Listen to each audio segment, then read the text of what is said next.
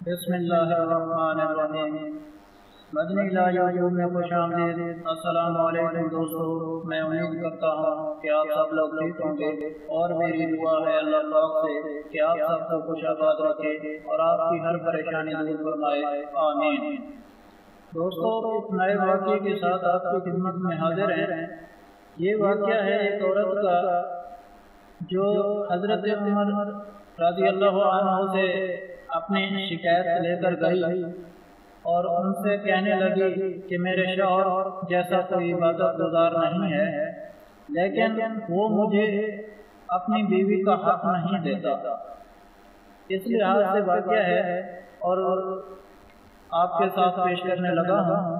امام شافعی بیان کرتے ہیں کہ ایک مرتبہ حضرت عمر کے پاس ایک عورت آئی اور اس نے کہا، امیر المومنین، میرے شوہر جیسا نیک آدمی شاید اس دنیا میں کوئی نہیں ہے۔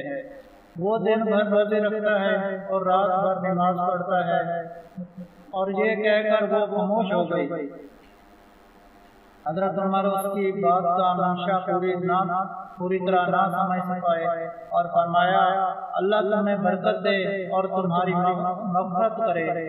نیک عورتیں اپنے شوہر کی ایسی ہی تعریفیں کرتی ہیں۔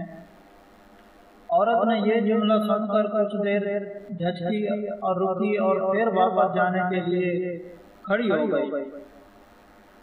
کعب بن عمر موجود تھے۔ انہوں نے عورت کو واپس جاتے دیکھا تو حضرت عمر سے کہا، امیر المومنین، آپ اس کی بات نہیں سمجھے، وہ اپنے شوہر کی تعریف نہیں شکایت کرنے آئی تھی۔ اس کا شوہر جو عبادت میں زوجیت کے پورے حقوق ادا نہیں کرتا۔ اچھا یہ بات ہے۔ حضرت عمر نے فرمایا، بلاؤ اسے۔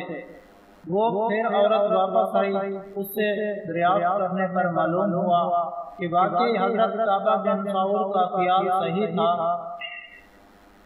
حضرت عمر نے اس سے فرمایا کہ اب تم ہی اس کا فیصلہ کرو، امیر المومنین، آپ کی موجودگی میں کیسے فیصلہ کروں؟ حضرت کعبہ نے کہا، ہاں، تم نے ہی اس کی شکایت کو سمجھا، تم ہی اس کا ازالہ کرو۔ حضرت عمر نے فرمایا۔ اس پر حضرت کعبہ نے کہا، امیر المومنین، اللہ تعالیٰ نے ایک مرد کو زیادہ سے زیادہ 4 عورتوں سے نکاح کی اجازت دی ہے۔ اگر کوئی شخص اس اجازت پر عمل کرتے ہوئے 4 شادیاں کرے تو بھی ہر بیوی کے حصے میں 4 میں سے 1 دن رات آتے ہیں۔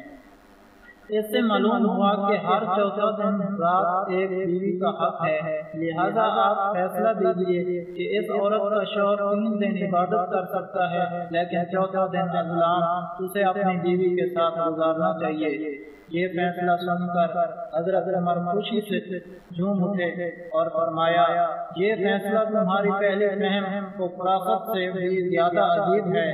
اس کے بعد حضرت عمر نے حضرت کعبہ کو بصرہ کا قاضی بنا دیا۔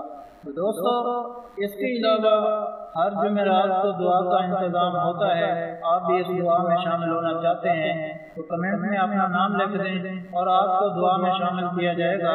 اگر آپ لوگوں کو ہم سے کوئی سوال کرنا ہے یا اس ویڈیو میں آپ کو کسی بات کی سمجھ نہیں آئی یا آپ کسی مسئلے کے بارے میں مشورہ کرنا چاہتے ہیں تو کمنٹ میں کر سکتے ہیں۔ آپ کو کمنٹ کا جواب ضرور ملے گا۔ اگر آپ لوگوں کو آج کا واقعہ پسند آیا ہے تو پلیز میرا چینل مدنی علاج کو سبسکرائب کریں اور ویڈیو کو لائک کریں اور اپنے دوستوں کے ساتھ شیئر کریں۔ اجازت چاہتا ہوں، اگلی ویڈیو تک اللہ حافظ۔